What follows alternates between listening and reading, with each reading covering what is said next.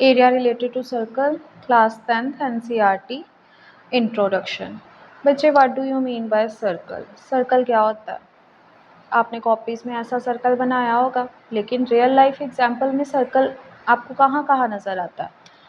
कई एग्जाम्पल हैं, लेकिन हम कुछ लिखते हैं। लाइक आप पिज़्ज़ा खाते हो, वो एक सर्कल की फॉर्म में है क्योंकि वो एक फ्लैट सरफेस है। ठीक है, आप शर्ट्स पे आपके बटन लगते हैं जो इस फॉर्म में, हम उसको सर्कल कंसिडर कर सकते हैं। थर्ड है, आपके साइकिल्स पे व्हील्स होते हैं, वो सर्कल की फॉर्म में है। ठीक है, और अगर मैं बात करूं लेडीज़ जो बैंगल्स वगैरह पहनती हैं, लाइक जो इधर है, वो एक सर्कल की फॉर्म में है। क्या एक बॉल और ऑरेंज वो एक सर्कल हो सकते हैं बच्चे? नहीं। क्यों? क्योंकि बॉल एक स्फीयर है और सर्कल हमेशा एक फ्लैट सरफेस होता है। ठीक है, और बॉल और सर्कल में, एक बैंगल और बॉल में जो डिफरेंस है वही एक सर्कल और स्फीयर में डिफरेंस है। हम आगे चल के थोड़ा सा सर्कल के बारे में देखते हैं, उसके पास पास मतलब उसकी क्या क्या प्रॉपर्टीज़ हैं, क्या हैं।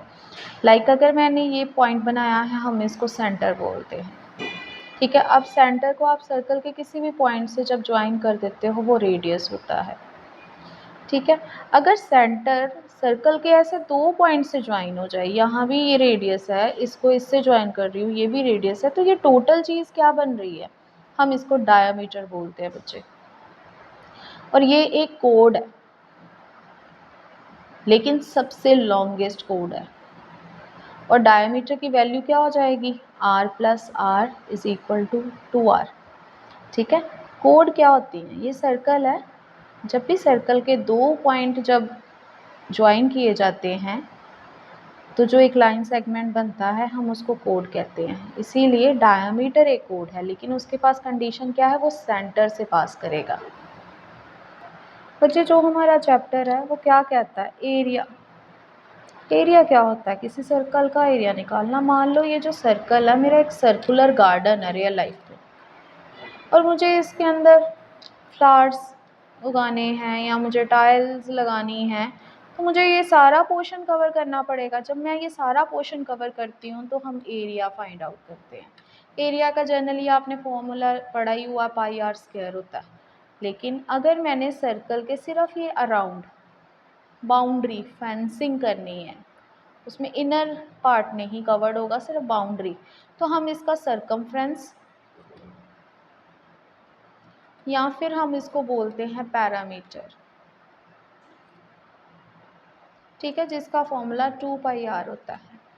एरिया के साथ जो यूनिट आप यूज़ करोगे वो स्क्वायर, सेंटीमीटर, मीटर स्क्वायर ये होंगे, और जब पैरामीटर होगा वो अकेला मीटर या सेंटीमीटर में यूनिट्स होंगे, उनके ऊपर स्क्वायर नहीं आता। ठीक है, अब ये हमने एरिया देख लिया ऑफ सर्कल। एरिया में अब आगे से आपके पास जाके वो पूछेंगे सेक्टर, सेगमेंट, माइनर, मेजर। अब ये चीज़ें फॉर्मूलाज बने कैसे हैं? जो सेक्टर का आप फॉर्मूला लिखते हो थीटा अपॉन 360, आगे सब में है, लेकिन मैंने दोबारा से डिटेलिंग में बताना ठीक समझा। ये सेक्टर का फॉर्मूला है। अब आप मुझे बताओ, अगर आपके पास ये हाफ सर्कल हो जाए, सेक्टर का पूरा एरिया जो आपके सर्कल का है वो पाई आर स्क्वायर है, तो इसको हाफ कर देंगे तो इसका एरिया क्या हो जाएगा? पाई आर स्क्वायर, साथ में 1/2 लग जाएगा, हाफ लग जाएगा। अब ये हाफ का मतलब क्या है? ये कितना एंगल बन रहा है बच्चे आपके पास? 180। टोटल एंगल कितना है? 360। आप अगर 180 को 360 से डिवाइड करते हो, 0 से 0 कट गया, यहाँ 2 आ गया, 1/2 आ गया, तो ये हाफ यहाँ से आया। मतलब फॉर्मूला वही ना, थीटा ऊपर, नीचे टोटल एंगल थीटा और साथ में एरिया। लेकिन बच्चे, अगर मैं इसके 4 पार्ट कर दूं और मुझे सिर्फ इस पार्ट का एरिया निकालना है, जिसको हम क्वाड्रेंट बोलते हैं, जो एक्चुअल में नज़र आ रहा आपके सर्कल के 4 हिस्से हुए हैं, तो इसको 1/4 बोलेंगे फ्रैक्शन में, तो मैं इसको 1/4 पाई आर स्क्वायर लिखूंगी। लेकिन ये कैसे आया? यहाँ पे एंगल कितना है? 90। 90 को जब आप 360 से डिवाइड करते हो, 0 से 0 कट गया, यहाँ 1 आ गया, यहाँ 4, तो यहाँ से ये 1/4 आया। तो इसी के थ्रू हम ये फॉर्मूला बनाते हैं, और फॉर्मूला में सिर्फ ये आपके थीटा की वैल्यू चेंज होती रहती है। ज़रूरी नहीं हमेशा 90 आएगा, 180 आएगा, 270 आएगा, आप 30, 60 कुछ भी यूज़ कर सकते हो।